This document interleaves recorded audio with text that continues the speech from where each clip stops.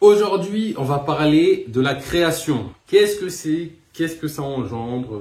De quoi il en retourne? Parce que, à force d'échanger avec les humains, j'ai déjà traité cette question dans différentes vidéos. Donc, vous allez avoir un angle de vue un peu différent aujourd'hui. Mais quand je m'intéresse au monde, c'est une notion qui est un peu complexe à intégrer, j'ai l'impression. Alors, c'est facile quand tu as déjà intégré cette notion de dire ça. Mais quand tu n'as pas intégré, c'est compliqué.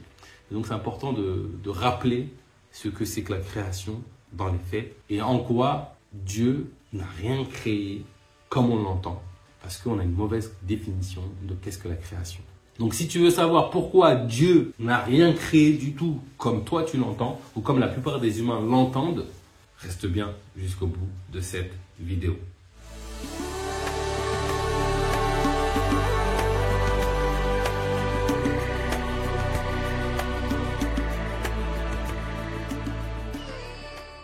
Bonjour, bienvenue dans Enquête spirituelle, la première chaîne qui traite en profondeur des réalités spirituelles. Je m'appelle Bakary Niakate et ici je te parle de connaissance de soi et de connaissance du divin, car c'est en grandissant en conscience sur ces questions que nous, l'humanité, allons bâtir un monde meilleur, nous rapprocher du divin et réussir notre passage sur Terre. Donc si toi aussi tu veux grandir intérieurement, si tu veux devenir un des témoins de la vérité, je vais t'inviter à faire deux choses. Premièrement, abonne-toi à la chaîne, active la cloche pour être sûr de recevoir les vidéos profondes comme celle-ci que je partage chaque semaine. Et deux, va dans la barre de description et mesure ton niveau de conscience. J'ai prévu pour toi un quiz gratuit qui va te permettre de mieux te connaître et surtout trouver des voies pour grandir en conscience. Alors, fais ce premier pas vers l'éveil. Rentrons à présent dans le vif du sujet. Pourquoi Dieu n'a rien créé du tout et que Dieu ne t'a pas créé comme tu l'entends? Je vais revenir à la fin de la vidéo sur quelle est la définition de la création. Et pourquoi en fait Dieu te parle de création et ce dont Dieu te parle n'a rien à voir avec ce que tu as toi dans ton esprit à l'instant T. Donc on va déconstruire ce que tu as dans ton esprit à l'instant T. Beaucoup me disent que si Dieu en fait à un moment donné il a dit soit et après il nous a créé nous les humains et puis voilà. Et donc dans l'esprit de beaucoup d'humains, Dieu nous a donné existence. C'est-à-dire qu'on est passé d'un stade où on était inexistant à un stade où on a trouvé l'existence. Ok, pourquoi pas, c'est l'être tout-puissant, etc. Il est au-dessus des montagnes, etc. Pourquoi pas, il peut. Problème. La question que j'aime bien poser, c'est est-ce que Dieu a accès à son futur ou est-ce qu'il est limité dans le temps? C'est-à-dire qu'il est limité à rester dans le présent comme nous. Je m'explique. Aujourd'hui, on est le 7 janvier 2024. Admettons, je suis Dieu. Je n'ai pas encore créé ton futur enfant que tu vas avoir. Je n'ai pas encore dit soit encore. Je vais le créer dans 2 ans, ton futur enfant. Est-ce que je dois attendre de le créer pour accéder à ça ou est-ce que, sans même avoir dit soit, je peux accéder dans 2 ans au moment où j'ai créé ton fils? C'est une bonne question. Alors j'ai envie de dire pourquoi pas. Peut-être que Dieu, il a un temps à lui et il est limité dans le temps. C'est-à-dire qu'il ne peut pas aller dans le futur. Dans son futur à lui. Peut-être qu'il peut aller dans notre futur à nous, mais dans son futur à lui, il ne peut pas. Dans le sens où, tant qu'il ne t'a pas créé toi, il n'a pas accès à toi. Il doit attendre de dire soi pour que tu prennes existence. Un modèle d'un Dieu qui transcende la sphère temporelle, qui vit au-delà du temps. C'est-à-dire que dans ce monde-là, le jour d'aujourd'hui est présent en même temps que dans 2 ans quand ton enfant est né. Ces 2 jours-là sont présents en même temps. C'est juste que là, je regarde celui-ci et là, je regarde celui-ci. Vous voyez un petit peu le truc? Première chose, Dieu est soumis au temps s'il t'a créé à un moment donné. La réalité, c'est que Dieu est infini. Ça, on est tous d'accord avec ça. Si moi, je suis infini, je suis un être infini. Infini, c'est l'éternité. Je vais vous donner un exemple. Le nombre pi est une suite, un chiffre infini, avec une suite infinie. Le nombre d'or, 1,618, est un 618, à l'infini, c'est un nombre infini.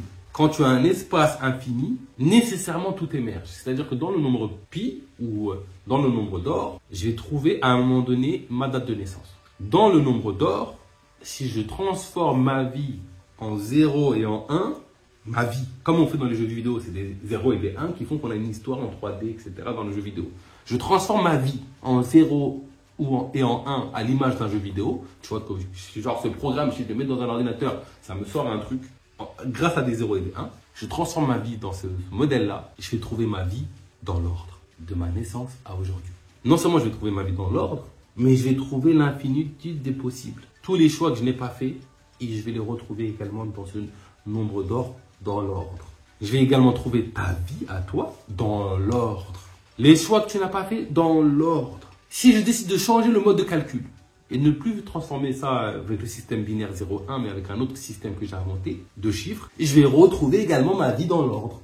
La tienne dans l'ordre, celle de ton voisin dans l'ordre, etc., etc. En fait, je vais trouver l'infinitude des potentialités des possibles parce que c'est une dimension infinie. Tout ça pour dire que l'infini, il y a tout dedans. Il ne peut rien y avoir d'extérieur à l'infini. Sinon, ce n'est pas l'infini. C'est quelque chose de limité. Et donc, comment quelque chose d'infini, d'éternel, d'illimité peut donner existence à quelque chose d'autre? C'est-à-dire que je suis infini, je deviens plus que l'infini? Non. Si je donne existence à quelque chose, forcément, je le puise en moi, dans l'infini qui est en moi. Sinon, ce n'est pas infini. À moins que ton Dieu, l'image du Dieu que tu as, ce n'est pas quelque chose d'éternel, d'infini. Non seulement il n'est pas éternel, infini, et en plus, il est soumis au temps. Si tu vas avoir un Dieu comme ça, Mazel Tov. À toi ton Dieu, à moi mon Dieu. Tout ça pour dire qu'en réalité, il existe tous les champs des possibles.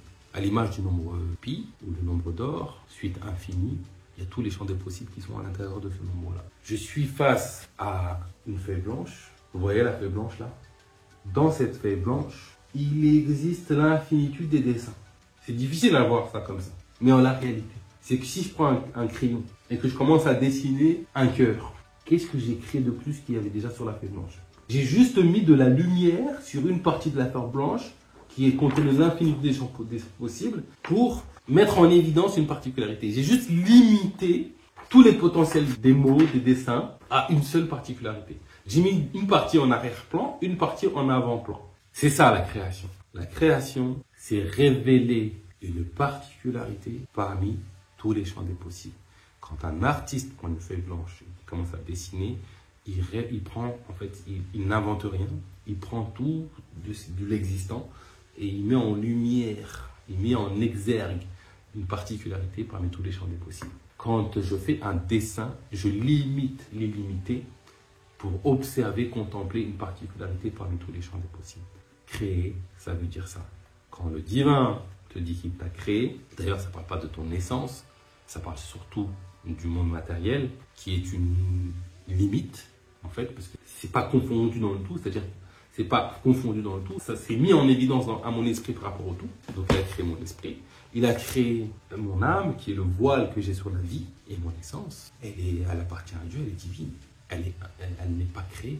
Rien n'a été créé en réalité, tout était là. C'est juste que dans tout ce champ des possibles, j'ai mis quelque chose en évidence. Et donc, quand Dieu il a créé ton âme et ton physique, il a mis en évidence cette particularité parmi tous les champs des possibles, mais cette particularité, elle était déjà préexistante. Il n'a pas inventé, c'est juste qu'il l'a mis en lumière. Il a mis la lumière que sur ça. C'est ce qui fait que nous, on observe que cette particularité. Et à chaque instant, la particularité de ce monde en 3D qu'on observe, il change. Parce qu'on crée un nouveau monde continuellement, de manière consciente ou inconsciente. Dieu n'a pas créé quoi que ce soit comme tu l'entends.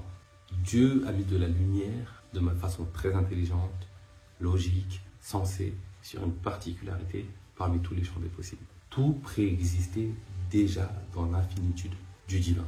Et c'est pour ça que Dieu transcende le temps et qu'il peut voir tous les moments de création à l'image de cette feuille blanche. Si je fais preuve d'imagination, je vois pas tous les dessins. Et d'ailleurs, quand je mets en lumière juste un dessin parmi tout, je peux le faire à l'infini, mais ils sont tous là.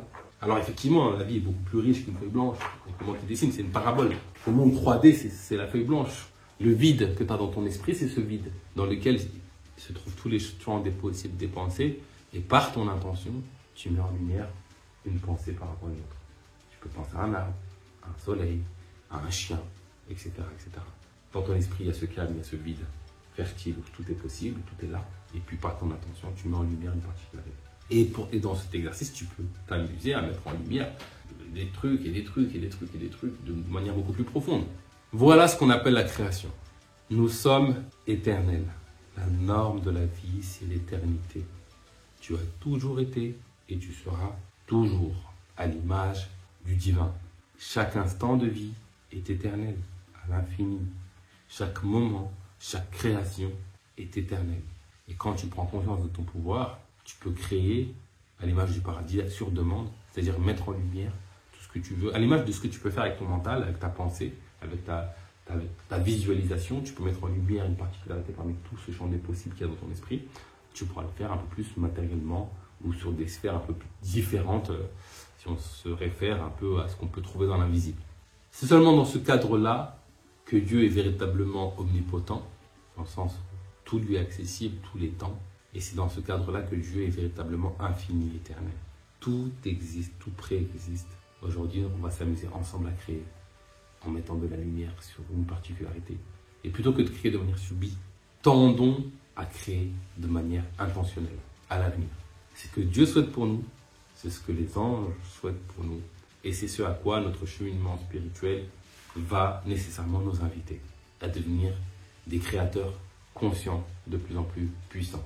Voilà, c'est tout pour aujourd'hui. Si cette vidéo t'a plu, comme d'habitude, pouce bleu, mets-moi en commentaire, #création. Dis-moi ce que tu penses de ce discours sur la création. Quel est ton avis sur cette question? Et je te donne rendez-vous très prochainement pour du nouveau contenu autour de l'éveil spirituel.